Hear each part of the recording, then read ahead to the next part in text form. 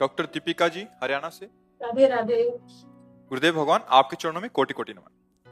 गुरुदेव, सत्संग से ये सीखा है कि हर प्रश्न का उत्तर राधा नाम है, परंतु इस अधम देह में एक प्रश्न है। बुरा प्रारब्ध जो बुरे कर्मी की वजह से मिलता है, ऐसे समय अचानक से संतों का संग, गुरु कृपा मिलने का मुख्य कारण क्या है? भगवान की कृपा, अहेतु की कृपा। जब कोई वर्तमान में धर्माचरण करता है और पूर्व बुरा प्रारब्ध आकर उसको पछाड़ना चाहता है, तो भगवत पार्षद वहां उपस्थित हो जाते हैं और अपने वचनों के प्रभाव से उसको सहने की सामर्थ्य देते हैं। वो अपने बुरे प्रारब्ध को रौंदता हुआ आगे बढ़ जाता है। जहां कहीं भी किसी धर्मात्मा को संकट पड़ा है, जैसे परीक्षित जी ने किसी भी महात्मा को निमंत्रण नहीं दिया था। जिस समय श्रृंगी ऋषि के द्वारा साफ हुआ कि आज के 7वें दिन तक्षक सर्प इसे डसेगा, ये मरेगा राजा, इसने इतना बड़ा अपमान मेरे पिता का किया कि जो ध्यानस्थ थे समाधि में, मरा हुआ सर्प गले में डाल दिया। जब ये सूचना मिली परीक्षित जी को, तो बड़ा भयावह सूचना है, क्योंकि चक्रवर्ती सम्राट की मृत्यु निश्चित हो गई। 7वें दिन तक्षक काटेगा और उनको निश्चित मरना पड़ेगा। जन्मेजय जी को अभिषिक्त किया और गंगा के किनारे, किसी को निमंत्रण नहीं दिया था। देखो, ये धर्म का विषय, किसी को निमंत्रण नहीं दिया था। आमरण अनशन व्रत लेकर गंगा किनारे जे भी बैठे, तो बड़े बड़े महापुरुष बिना बुलाए आ गए और परम अवधूत शिरोमणि सुखदेव जी भी आ गए। और वो भगवत चर्चा हुई कि आखिरी में पूछते हैं, बेटा परीक्षित, तुम्हें तक्षक से भय है? बोले, गुरुदेव नहीं। करोड़ों कराल मृत्यु तक्षक का रूप रख के आ जाएं, तो अब भी आपकी कृपा से कोई भय नहीं रहा। उठे चले गए। तो जो धर्मात्मा पुरुष होता है, जब वो संकट में होता है, तो अचानक भगवत कृपा रूप ये संत जन उन्हें मिल जाते हैं और उनकी वाणी से वो उस प्रारब्ध को मिटाता नहीं है, प्रारब्ध को सहने की सामर्थ्य देता है। 2 कर्म मिट सकते हैं, एक क्रियमाण और एक संचित। ज्ञान के द्वारा या प्रेम के द्वारा संचित को भस्म कर दिया जाता है और जो क्रियमाण है उसको निष्प्रभावित कर दिया जाता है। भगवत समर्पित या अहंकार रहित होकर के वो भगवान ज्ञान दे देते हैं। लेकिन जो शरीर की रचना हुई, उस समय जो प्रारब्ध बना, उसको बड़े बड़े महापुरुषों को भोगना पड़ता है। बड़े बड़े सिद्धों में नहीं देखा गया, कैंसर, ये अमुक अमुक कष्ट, वो भोगना। हाँ, वो भोगते नहीं हैं, वो दिखाई देता है आपको, वो अपने स्वरूप में रहते हैं। भोगना होता है उसमें तन्मय होकर विक्षिप्त हो जाना, दुखी हो जाना, व्यथित हो जाना। लेकिन जो भगवत प्रेमी महात्मा या तत्वज्ञानी होता है, उसमें व्यथा नहीं होती, पीड़ा होती है।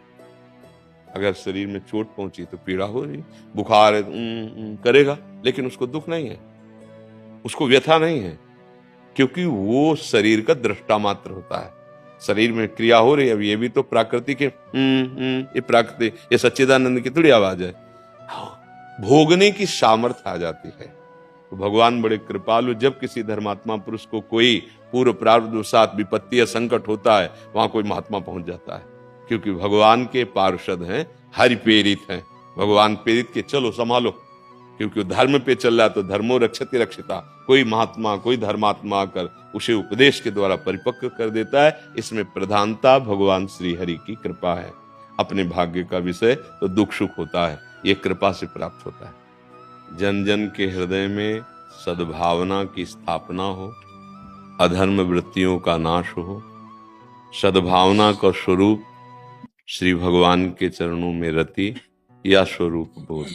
जब तक ये सद्भावना नहीं आएगी, तब तक चिंता, शोक, भय, दुख, मृत्यु, इस भय से मुक्त हुआ नहीं जा सकता। तो भगवान के पार्षद हैं संत जन, वो कृपा करके विचरण करते, तीर्थी कुर्वन्ति तीर्थानि, अपने चरणों से तीर्थों में तीर्थत्व प्रदान करते हुए जगत मंगल के लिए विचरण करते हैं। संतों का दर्शन, संभाषण, स्पर्श, ये जगत को पावन करने वाला है। जो वायु स्पर्श करके भजनानंदी महात्माओं से प्रवाहित होती, वो जिसके शरीर को छूती है उसके पापों का नाश होता है। बस सच्चाई से भगवत मार्ग में चले तो ये दिव्यता आ जाती है। इसी दिव्यता से भगवान के पार्षद होकर जगत मंगल, मम भक्ति युक्तो भुवनम पुनात, लोकों को पावन करता है। हाँ, उद्देश्य में यदि मान प्रतिष्ठा अपनी शरीर की, उद्देश्य में यदि लौकिक वासनाओं की पूर्ति, तो दिव्यता नहीं आ पाएगी। अगर उद्देश्य में केवल जगत मंगल हो, भगवान के नाम गुण गाकर, भगवान के सिद्धांतों का वर्णन कर, तो उससे फिर जितनी दैवी संपदा भागवती सद्गुण है वो सब हृदय में प्रकाशित हो रहे। तत्वता हम भगवान के ही है ना अंश, तो हमारे में सारी दिव्यता आ जाएगी। दिव्यता आए बिना जगत मंगल नहीं होता है।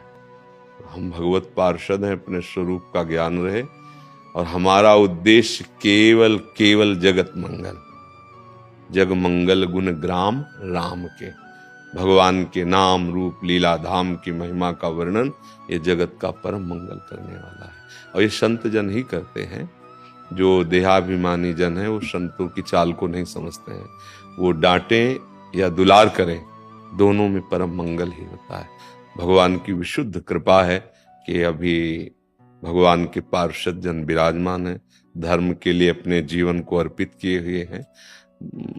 जो वासना में स्थित हैं वो लोग इस बात को नहीं जानते हैं, पर संतों का उद्देश्य ही केवल होता जगत मंगल। वो अपने को तपा कर, अपने को कष्ट में स्थित रख करके दूसरों के कष्टों का नाश करते हैं, दूसरों को सुख प्रदान करते हैं। बड़ा पावन स्वरूप संतों का। इसलिए भगवान ने सातवीं भक्ति का स्वरूप जब सबरी जी के सामने वर्णन कर रहे हैं तो कह रहे सातों सम मोहिमय जग देखा, पर मोते अधिक संत कर लेखा। भगवान ने बड़ी बात कह दी कि मेरे से भी अधिक मेरे संतों को देखो। क्यों कही भगवान ने? क्या संत में ऐसी क्या बात है कि वो भगवान से बढ़कर हो गया? भगवान तो अद्वितीय हैं, अप्रमेय हैं, अच्युत हैं। ये बात हुई कि भगवान सबके हृदय में विराजमान है, पर जीव दुख से मुक्त नहीं हो पाया। सबके हृदय अछत विकारी, पर सकल जीव जग दीन दुखारी। और वही भगवान के भक्त का सानिध्य मिला तो ना भगवान चुप बैठ पाए, उनको प्रकाशित होना पड़ा, और जितने दुख द्वंद हैं वो सब मिट गए। बिना प्रयास होई भव भंगा, बड़े भाग पाइप सत्संगा। इसलिए मोरे मन प्रभु अस विश्वासा, राम ते अधिक राम कर दासा। ये भगवान के पार्षद जन आप जन संपूर्ण लोक को पावन करने की सामर्थ्य रखते हैं। बस निरंतर अपने स्वरूप में और अपने लक्ष्य में हम कौन हैं और हमारा कार्य क्या है, बस इतना अगर हमें ज्ञान रहे और माया वाटिका में भूल न जाएं। माया वाटिका मनोरंजन के लिए विश्राम स्थली देती है। थक गए हो, थोड़ा मनोरंजन कर लो, पर नहीं। राम काज कीन्हे बिनु मोहि कहाँ विश्व। हनुमान जी महाराज मैनाक से कहा ठीक है आपका आदर, जब तक भगवत कार्य नहीं हो जाता तब तक विश्राम नाम की चीज नहीं। अब गोस्वामी जी का कार्य पूरा हो गया तो कह रहे ना, जाकी कृपा लवलेश ते मति मंद तुलसी दास हो, पायो परम विश्राम राम समान प्रभु नाय। यहां पहुंचना है, परम विश्राम। कोई चाह नहीं, कोई अब कर्तव्य नहीं बचा, कोई जानकारी नहीं। जिसके जान लेने के बाद अब कोई जानकारी की जरूरत नहीं, जिसके प्राप्त करने के बाद अब कोई लाभ की जरूरत नहीं। वो स्थिति भगवत पार्षदों के हृदय में स्वयं प्रकाशित होती है जो सच्चाई से चला जाए। ये सत्य का मार्ग, सदमार्ग कहा जाता है। बस हम टूटने ना पावे। माया के पार्षद अपने सहायकों के सहित हमें तोड़ने की कोशिश करेंगे, हम टूटने ना पावे। हम इस बात के लिए कभी ललचाए ना कि हमारे प्रभु के नाम से बढ़कर भी कुछ है क्या। अगर किसी व्यक्ति वस्तु स्थान के संयोग से भगवत विस्मरण हो जाता है तो हमने प्रभु को लघु कर दिया और उसको श्रेष्ठ मान लिया। बस यही धोखा हमको पश्चाताप कराएगा। और अगर त्रिभुवन की राजलक्ष्मी देने पर भी आधे पल के लिए अपने प्रभु का विस्मरण न करे, वो महाभागवत विश्राम को प्राप्त हो जाता है। वो भगवान के उस परम पद में आरूढ़ हो जाता है जहां से कभी चित्त नहीं होना पड़ता। ये हम भगवत पार्षदों का नित्य स्थान, हमारे आराध्य देव का नाम, उनका रूप, उनकी लीला, उनका धाम। और ज्ञानी जन अभेद भावती, अभेद भाव ये भी है, अभेद भी है।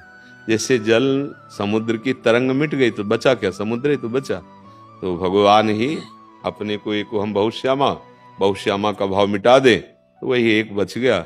भक्ति से देखो तो तू ही तू बचा, और ज्ञान से देखो तो मैं बचा। बचता एक ही है। एक ही सच्चिदानंद तत्व। बढ़िया बात।